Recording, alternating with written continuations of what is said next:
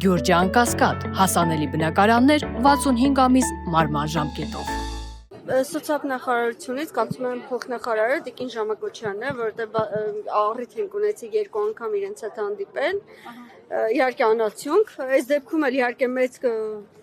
իլյուզիաներ չեմ փայփայում, բայց հույս ունեմ, որ իրենք հաշվի կառնել են կետերը, որոնք մենք իրենց առաջ ենք քաշել։ Եվս մեկ անգամ ուզում եմ շեշտել, որ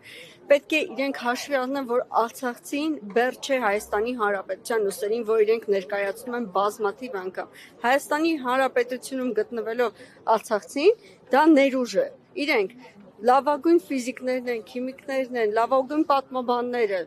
չգիտեմ, լավագույն զինվորականները, բժիշկները, պետք է օգտագործել ներուժը, որպեսզի մենք հնարավորություն ունենք պահպանել իրենց այստեղ։ Այսօր մեր դպրոցներում մանկավարժների խնդիր ունենք, շատ ցածր աշխատավարձ է, բայց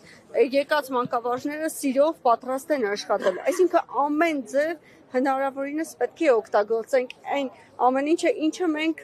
իրենց առաջ ենք քաշում։ Նայեք, այս բնակարանային խնդիրը փորձում են ներկայացնել, որ դա գումարի կռիվ է, ոչ, դա գումարի կռիվ չի, դա կեցության գոյատևելու կռիվ է։ Ես օրինակները շատ բազմից եմ բերել։ Եթե մի տանը ապրում է մի պապիկ, ում որդին այրվել է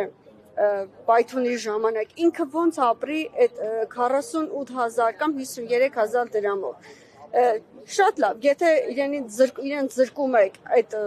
գումարներից, խնդրում եմ սոցիալնախարարությունը հաշվի առնի եւ պահի այնքան ժամանակ, մինչեւ որ ինքը կարողանա այդ ծախսերը հոգալ։ Այսպիսի խնդիրները շատ են։ Նայեք, երբ որ խոսում եք բազմազավակ ընտանիքների մասին եւ մեղադրանքներ են ներկայացնում, ինչու են այդքան շատ երեխաներ ունեցել, մենք պարտավոր չենք պահել։ Երբ որ այդ կինը, երբ որ այդ ընտանիքը երեխաներ էր ունենում, ինքն ապրում էր Արցախում, իր տանը, մշակելով իր հողը, աշխատելով դպրոցում կամ զինվորական եւ ինքը սիրով իր 5, 6, 7, 8, 9, նույնիսկ 10 երեխային պահել է գերազանց։ Հիմա հայտնվել ենք մի վիճակում, որ պետք է դուրս գանք, իրար մեղադրելով ոչ մի